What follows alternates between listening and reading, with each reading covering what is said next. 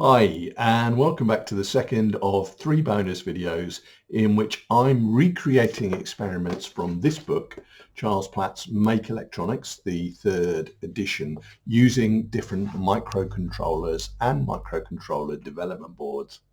And in today's video, we'll be making use of this thing. This is a Pickaxe experimenter board, and it works with Pickaxe microcontrollers, and we'll be using this to recreate the electronic lock from experiment 20. But before we get on to the circuit, let's just have a quick look at this board and what we'll find on it. This is an AXE091 Picaxe development board, and you can see there's a lot going on this board, but the one thing it doesn't have yet is a microcontroller. And that's what these 3 sockets here are for. They're for different sizes of Pickaxe microcontrollers. And this board does actually come with one, which you can see here, which I haven't fitted yet, which is a Picaxe 18M2. One thing I should say about the Pickaxe chips, by the way, is they're based on PIC microcontrollers, and PIC microcontrollers go way back. They first appeared back in the 1970s, I believe. But one thing you cannot do is use an ordinary PIC chip in one of these sockets. It will not work. It needs to be the special Pickaxe variant, and that's because the Pickaxe variants have additional software on them that is used by this development system. You can see whichever socket you use, there's also headers which expose the pins on the microcontroller so that you can attach them to different external hardware. And actually, you've got a fair bit of hardware on this board for you to use already. So up here, we've got 2 choices for powering it. We can either use an external 9-volt DC power supply, which is then regulated down to the 5 volts needed by the microcontroller. Or you can use this screw terminal here to attach a battery pack, and in fact the kit does come with one for you to use for that purpose. Then there's quite a few other things going on. So we've got like infrared receiver and transmitter here. We've got a keyboard connector. We've got 3 different LEDs. That first one there is just the power on LED. There's space here to solder in a light dependent resistor, and in fact the kit does come with one. And I guess you can see these are quite flimsy. I guess that's why they don't fit it in manufacture. They leave it to you to solder on so that it doesn't get snapped off. We've got a little potentiometer here. We've got 3 push buttons. We've got a temperature gauge down here. We've got a little 7-segment LCD display. And then the other things going on down here, we've got 3 different types of interface to external hardware. So we've got SPI, we've got UART via RS232, and we've got I2C. Now those might not mean anything to you. We certainly haven't covered them on this series. I will be coming back to one of them in the next video though. So hang on in there if that doesn't mean anything to you. You can see you've also got this breadboard here attached to the development board. There's nothing special about this. It's just an ordinary breadboard with kind of 2 blocks of connectors and then a couple of continuous lines for power rails at either side. It's not automatically connected to anything on the board, so you'd have to manually make any connections you need. It's just there for convenience. Now, the one thing that might be conspicuous by its absence on this board is a USB socket. And that is because this board actually uses a 3-wire UART serial interface for programming. And that's what these things are. These are 3.5mm jack sockets, and you've got one for each of the 3 sockets for Pickaxe chips. The programming cable for this board actually looks like this. So you can see it's kind of very similar to a stereo audio cable. It's just a 3.5mm jack plug. Now, obviously that is fine in as far as it goes, but it's no good if you want to plug that into the USB connector you're most likely to have on your desktop PC or laptop. So the board is also supplied with this, which is an adapter, and you can see that this also has a 3.5mm jack socket for the other end of the programming cable. But what you then need to attach to this is some form of UART to USB converter. And there are various types of these, and depending on which type you use, you will need to configure this adapter correctly. So you can see you've already got a set of header pins soldered in there, and the kit also comes with this cable, which you can use with some types of adapters. But other types of adapters, you will need to use this, which is a, I don't know how easy this is going to be to see on the video, but it's basically like a right angle adapter. And if you're using this, it needs to be soldered into one of 3 rows of holes on this board, depending again on which type of UART to USB converter you are using. Now, fortunately, this board does come also with a suitable UART to USB converter, and you can see this has the header pins on one end and then a USB Type-C socket on the other. But before we can use this, we do still need to solder that right angle connector in the correct place on this adapter. So you can see there are a few things that you do need to do just to get this board set up for use before you can start wiring up circuits and programming. So let me go away and do that now, and then we'll start in on our circuit. So I've now got the board set up, so you can see that the Pickaxe variant of the microcontroller is now in place. Now, one thing that's a little bit funny is that these IC sockets are kind of non-standard design, and actually if you compare these where the PIC chips go with these ones over here, which are more of a standard design, you can see that this has more like square openings with the spring clip in there, so it will guide the pins of the IC into place. And compare that with these tiny little rigid holes.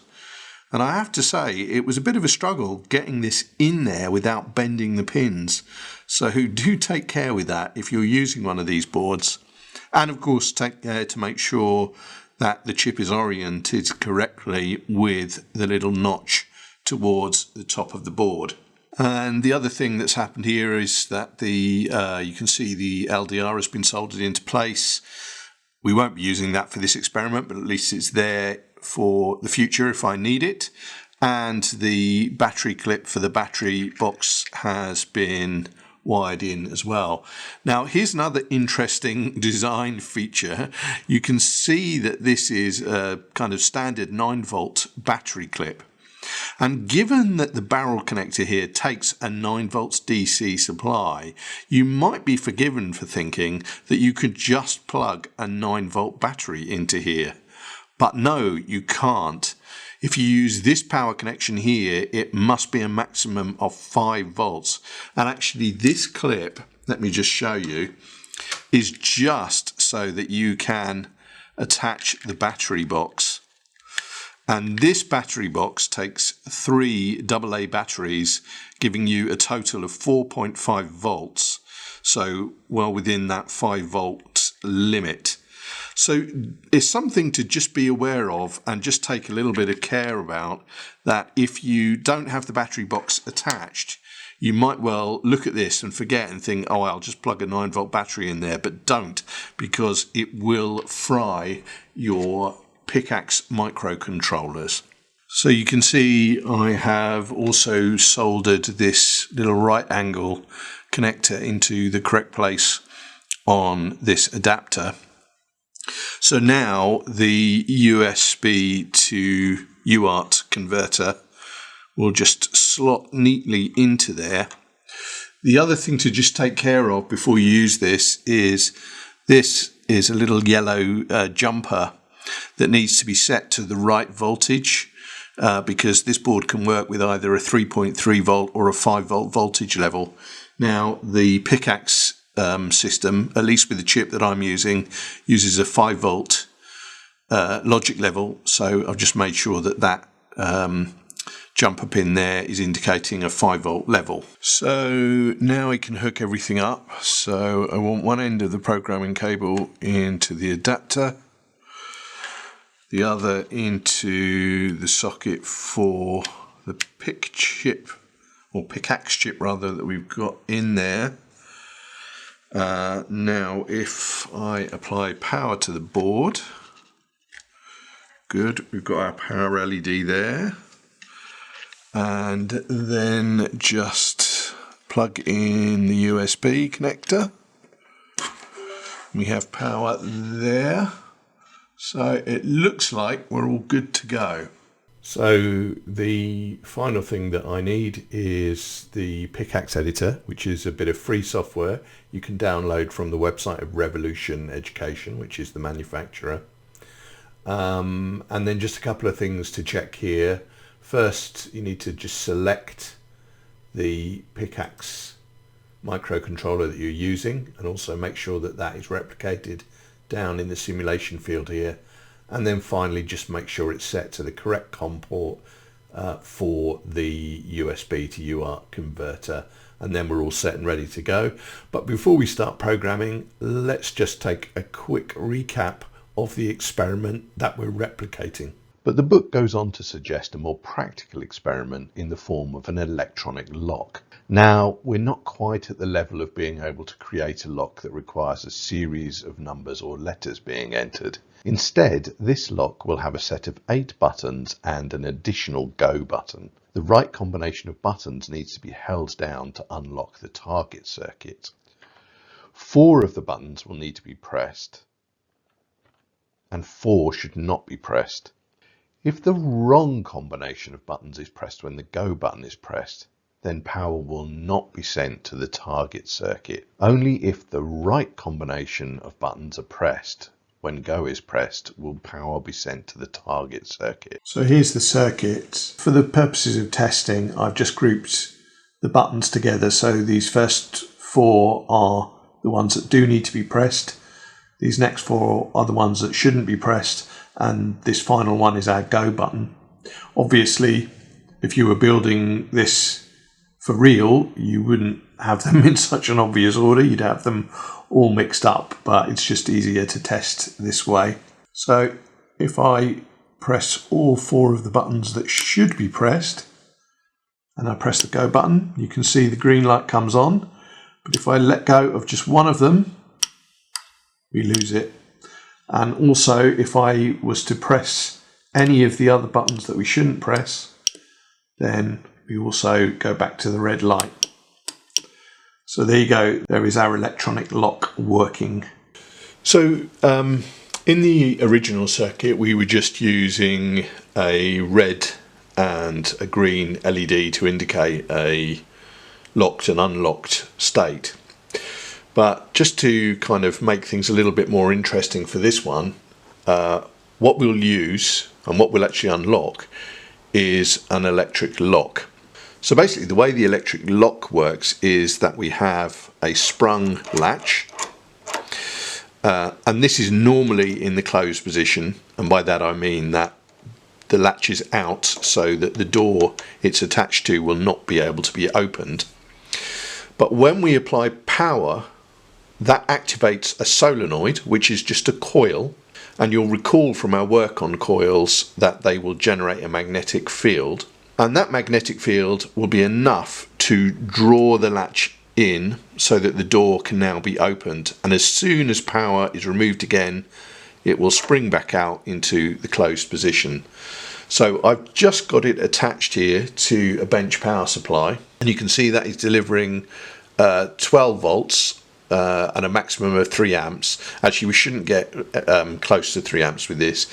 It's normally around about half an amp. We might get some transients that are a little bit higher than that. But what you'll see is when I apply power, if you watch the lock, you see that spring in, and as soon as I release power again, it springs back out. So you might be thinking, well, that's great. So then what we can do is we can power this from one of the GPIO pins on the microcontroller, but we can't for 2 reasons. One is that, as you can see, this device requires a power supply of 12 volts DC, and our GPIO pins will supply just 5 volts. And secondly, because the GPIO pins have a maximum current draw on this device anyway of 20 milliamps. If you look at the display here, you can see that this is drawing a little over half an amp. So that is going to be more than enough to fry the microcontroller if we connect it directly. So the solution to this is that we will use one of these, and hopefully you should recognize this from an earlier experiment as being a relay, which is activated by the GPIO pins. That will then connect or disconnect the supply to the electric lock. So this is the first circuit that I'm setting up to test the locking mechanism.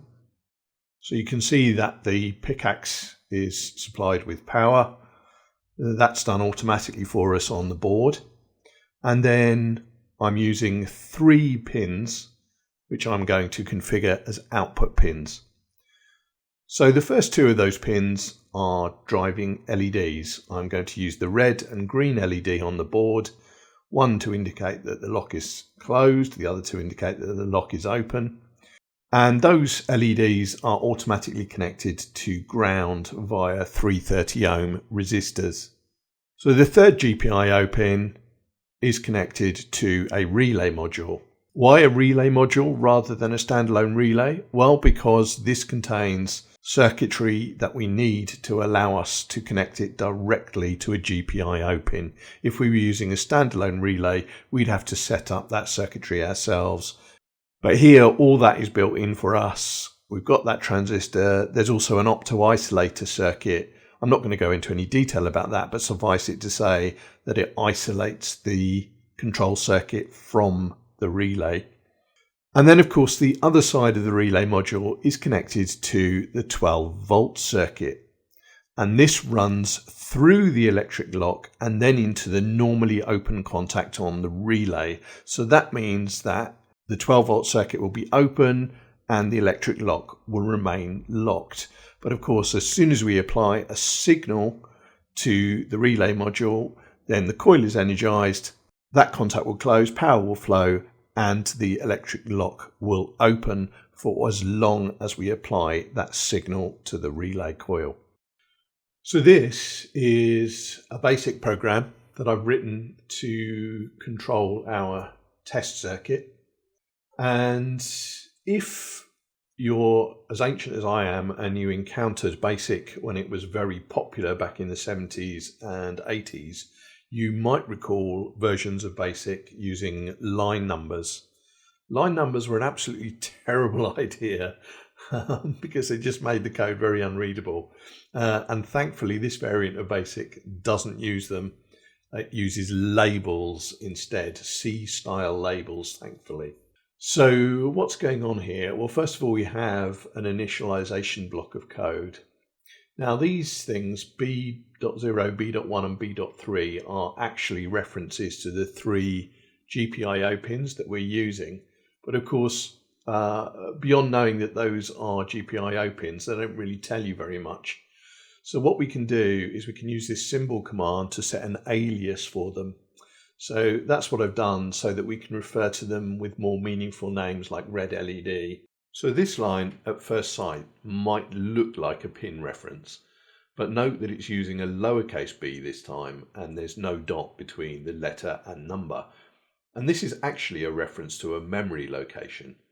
The Picaxe 18M2 has 512 bytes of RAM for storing data, and the first 28 bytes of this can be referenced as general variables, labelled from B0 to B27 if you just want byte-sized variables that can hold values from 0 to 255, or W0 to W13 if you want to combine 2 bytes to form 16-bit values. Now clearly B0 doesn't mean much though, so once again I'm using a symbol command to give this a more meaningful name, lock state. This lock state variable will basically hold the status of the lock. And you can see here I'm immediately setting it to 1 to indicate that at the start of the program the lock is locked, and we'll set it to 0 later on when it's unlocked. Then here I'm setting our 3 GPIO pins to be output pins. BASIC does not have user-defined functions, unfortunately, certainly not this version of BASIC. But what it does have is something called subroutines. And subroutines, unfortunately, are a lot more limited than functions. What they amount to is a block of code that we can call repeatedly like a function, but unlike functions, you can't pass them arguments and you can't directly return values. If you want to pass values in and out of subroutines, the only way you can do it is with variables, unfortunately. But we work with what we've got. So this go sub command is basically short for go to subroutine. And the subroutine that it's calling, set LEDs, is down here. And basically the job of this subroutine is simply to switch on or off the LEDs according to the current state of the lock. So you can see here an if-else structure, which is very similar to the decision structures that you've seen in earlier videos. If the lock state is 1, i.e. if it's locked, then we make sure that the green LED is off and the red LED is on. So the low and high commands are setting the pin to be low or high respectively. And then obviously if it's the other way around, the LEDs will be the other way around. And the final statement in the subroutine is always return. And that will basically send you back to the line after the one where the subroutine was called. So in this case, we're just going to pause for 3 seconds. That's 3000 milliseconds. And that is just in there temporarily just so that we've got a 3-second gap before things start happening when we run the program. And then we call our second subroutine unlock door, and that's down here. And if you imagine this type of lock as it would be used, for example, in an apartment building, then what would happen is you'd put your code in to unlock the door. If you entered it correctly, the door will unlock, and it will stay unlocked for a few seconds to give you enough time to get into the building, but not so long that it compromises the building security. So that's exactly what's going on here. We set the lock state to 0, indicating that we're unlocking, set the LEDs appropriate to that state. We set the lock relay GPIO pin to high, and of course what that will do is energize the relay coil. That will allow power to run through the 12-volt circuit, which will allow the lock to open. Then we pause for whatever the unlock time is, and in this case we've set that to 3 seconds. So you've got 3 seconds to get in the door. After that 3 seconds has expired, we set the lock state back to 1 because we're locking again. Again, we set the LEDs appropriate to that state, put the GPIO pin controlling the lock back to low, which will stop power from flowing in the 12-volt circuit, and the door will lock again. And then once again, we've got a return statement there. So let's see that we get what we expect. We've just got the power LED on at the moment while I'm downloading the code. So program starting, red LED as we're locked. Now the green LED, lock is open, and then we're locked again. So that's all working as we expected. So now we need to set up some buttons for the user to press to open the lock. In the original experiment, the author designed the circuit to work when you held down the right combination of buttons rather than pressing one button at a time in the correct sequence. Creating an analog circuit to detect this sort of sequence is quite a tricky thing to do. But it's the sort of thing that microcontrollers are perfect for. So in this version of the lock, I'll be using a keypad, and you'll have to enter 4 numbers in the correct sequence. As you can see, this is just a cheap membrane keypad. You can see that this has 5 rows and 4 columns, giving us a total of 20 keys. Fortunately though, we won't need 20 GPIO pins, and that's a good thing because we only have 16 of them on the Pickaxe 18M2. The way these keypads are wired up is that there's 1 wire for each row and 1 wire for each column. And when you press a key, that causes a connection to be made between the relevant row and column. So we only actually need 9 GPIO pins rather than 20. So the way I'm going to use this is to connect each row to a GPIO pin configured as output, which I'll set to be normally high, and connect each column to a GPIO pin configured as input connected to a pull-up resistor, so they are also normally in a high state. To scan the keypad, I'll set the output pin for each row in turn to low. Then we can scan each input pin, and if the input pin is also now low, then we know that the key corresponding to that row and column is currently being pushed. So here's the final circuit diagram. You'll notice that I've added the yellow LED, and this thing here is a piezo buzzer. I'll be using those to provide some visual and audible feedback for key presses. You can also see that there's one row and one column of the keypad not connected. That's because I only intend to use the number keys for this circuit. Okay, let's have a look at the updated code. So as before, I've defined symbols for some of the pins I'll be using and constants for a lot of different values I'll need. There are also a few more variables which I'll explain as we go along. To keep things simple, I'm just hard coding an entry code. Now, BPTR, which is short for byte pointer, is a system variable we can use to access the volatile memory.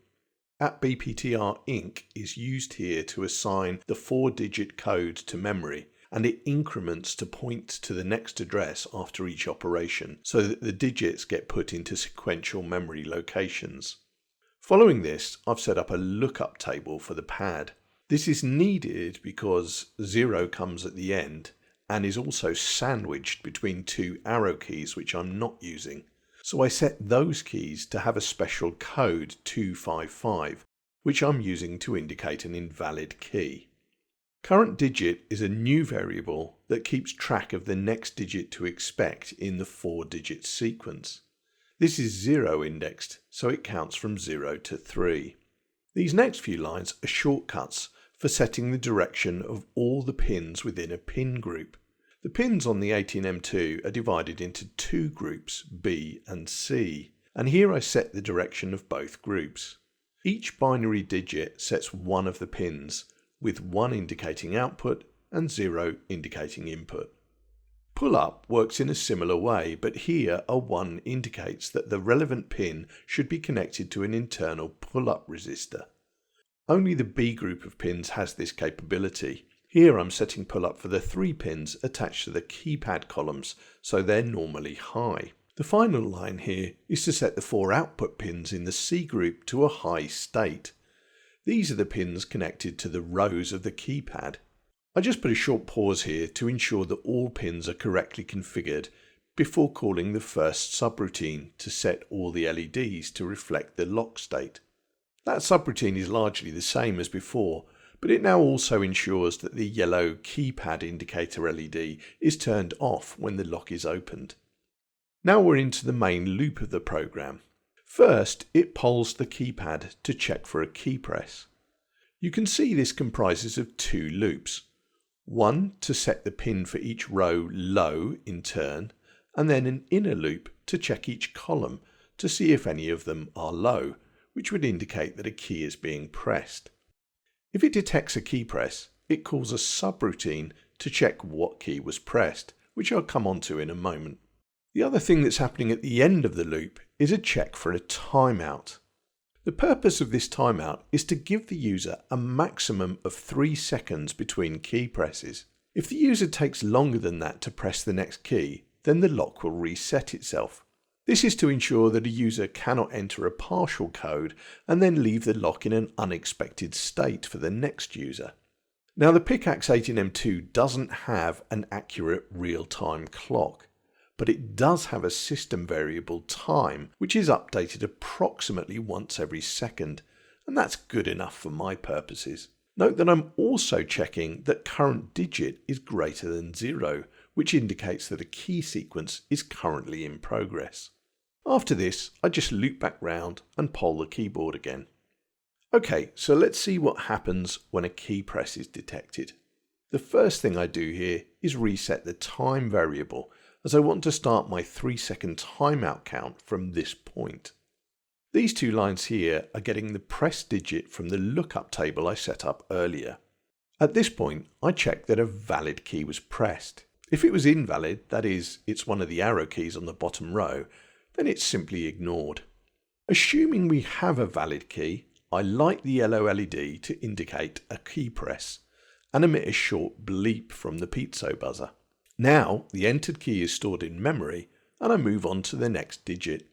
If that was the last digit, then I call another subroutine to check if the entered code is correct, and I'll come on to that in a moment. Now I have a short delay to debounce the key, and the program then enters a loop until it detects that the press key has been released. Remember, a released key is in a high state, so it will have a value of 1. Here I check for a value greater than 0, as the tested bit will be in one of 3 possible positions. Once the key is released, the yellow indicator goes off again, and I have another debounce delay.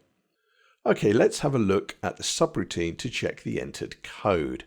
I start by assuming a correct code has been entered. Now I loop through each digit in turn, checking the entered digit matches the digits in the correct code. If they don't match, then I indicate the code is invalid. When the loop is exited, the unlock door subroutine will only be called if a valid code was found. If not, we go to an error subroutine. Let's skip over the unlock door subroutine as that hasn't changed, and finally look at the error reset subroutine. This is used for both a timeout and an incorrect code entered. It simply loops a couple of times over a sequence that flashes the yellow LED and plays 2 alternating tones on the piezo buzzer. Note at the end it resets the current digit, so the program is scanning for the start of a new code once it returns to the main sequence. Okay, let's now see all that in action. Ignore the green LED on the right, that's just the power LED for the board. Note though that the red LED is on, indicating the door is locked, and you can see that indeed the latch is currently out. If I press a single key to start entering a code and then wait, after 3 seconds I get the timeout alert to warn me the lock has reset. If I now enter an incorrect sequence, again I get the reset warning. Finally though, if I enter the correct sequence, I get a green light and the lock opens. So I do hope you found that interesting and useful. And the next video will in fact be the very last video of this series. And in that video we'll be using this thing. This is a Raspberry Pi Pico, and we'll be using that to recreate the alarm circuit from experiment 17. And as an added bonus, there will be a guest appearance from one of the microcontroller boards that we've already used. So if you want to find out what that is and how we're using it, please do join me for that video. See you then.